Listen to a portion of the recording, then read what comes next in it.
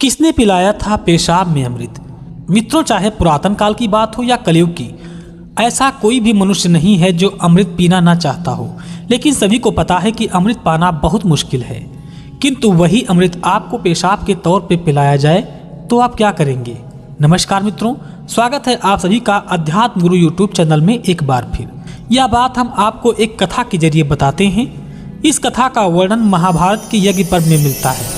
जब भगवान श्री कृष्ण ने उत्तंग मुनि को उपदेश दिया था, तब मुनि ने उनसे उनके नारायण रूप को देखने की इच्छा प्रकट की और कहा, यदि मैं आपकी थोड़ी सी कृपा प्राप्त करने का अधिकारी हूँ तो मेरे लिए ऐसा कर दें। जिसके बाद भगवान ने मुनि की प्रार्थना को स्वीकार करते हुए अपने दिव्य स्वरूप के दर्शन कराए, जिसे कुरुक्षेत्र की भूमि पर पांडुपुत्र अर्जुन ने देखा था। उत्तंग मुनि ने जब भगवान के विराट रूप को देखा तो वह हैरान हो गए, जिनकी बड़ी बड़ी भुजाएं थीं और कई सिर थे। उनके इस वैष्णव रूप को देखकर मुनि तृप्त हो गए और मुनि कहने लगे, हे प्रभु, अब आप अपने इस उत्तम स्वरूप को समेट लीजिए। अब मैं आपके पूर्व रूप को ही देखना चाहता हूँ। तब वासुदेव ने प्रसन्न होकर कहा, तुम मुझसे कोई वरदान मांगो। भगवान की बात सुनकर ऋषिवर बोले, प्रभु, आपके इस विराट स्वरूप के दर्शन करना ही मेरे लिए गर्व की बात है। मुझे आपसे कोई दूसरा वरदान नहीं चाहिए। जिस पर भगवान बोले, आप इस पर कोई विचार न कीजिए। मेरा रूप अमोघ है, इसलिए आपको वरदान मांगना ही चाहिए। परमात्मा की इस बात को सुनकर उत्तंग मुनि बोले, यदि आप मुझे वरदान देना ही चाहते हैं तो मुझे इस मरुस्थल में यथेष्ट जल मिले, ऐसा वरदान दीजिए प्रभु, क्योंकि इस भूमि पर जल मिलना बहुत मुश्किल है। तब भगवान श्री कृष्ण ने कहा, जब आपको प्यास लगे तब आप मुझे याद कर लेना। और इतना कहकर वो द्वारिका की ओर प्रस्थान कर गए। एक दिन धूप में चलते चलते मुनि को प्यास लगी और जल की व्याकुलता के कारण उन्होंने भगवान को याद किया। इतने ही में उन्हें वस्त्रहीन चांडाल नजर आया। वह कीचड़ में लिपटा हुआ था। दिखने में वह एकदम खतरनाक नजर आ रहा था। और तो और उसके पास कुत्तों का एक बहुत बड़ा झुंड था। इससे वह चारों ओर से घिरा हुआ था। उसकी मूत्र इंद्रियों से जल की धारा निकल रही थी। महर्षि को प्यासा जानकर उस चांडाल ने कहा, आओ ऋषिवर, मुझसे जल लेकर अपनी प्यास बुझा लो। तुम्हें पानी के लिए तड़पता देखकर मुझसे रहा नहीं जा रहा है। उत्तंग ऋषि ने जल पीने से मना कर दिया और उस चांडाल को ऐसा कहता हुआ देखकर वह बहुत क्रोधित हुई। जिसके बाद ऋषि ने उस चांडाल को बहुत डांटा। ऋषि के डांटते ही वह चांडाल अपने कुत्तों के साथ गायब हो गया।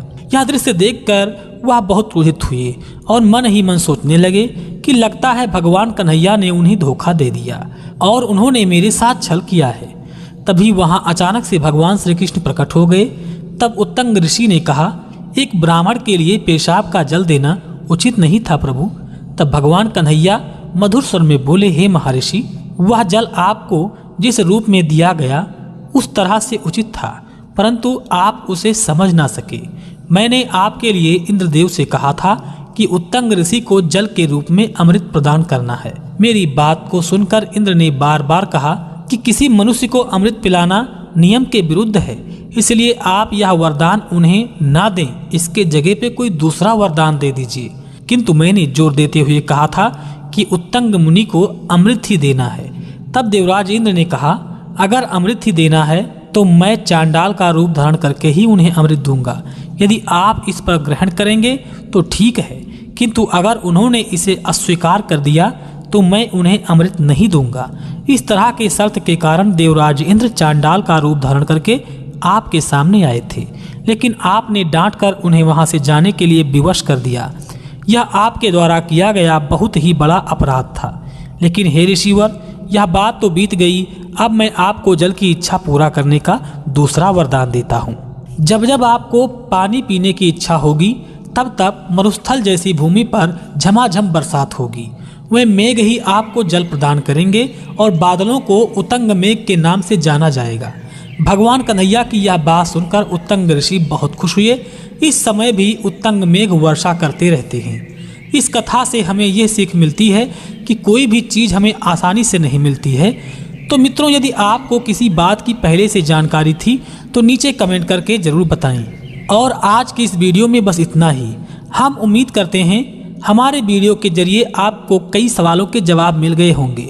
अगर यह वीडियो आपको पसंद आई हो तो इसे लाइक और शेयर जरूर करें। अगर आपने हमारे चैनल को अभी तक सब्सक्राइब नहीं किया है तो हमारे चैनल को सब्सक्राइब जरूर कर लेना, क्योंकि आगे आने वाले वीडियो की जानकारी आप ऐसे ही पाते रहें। इसके साथ ही हम लेते हैं आपसे इजाज़त। इस वीडियो को अंत तक देखने के लिए आप सभी का बहुत बहुत धन्यवाद।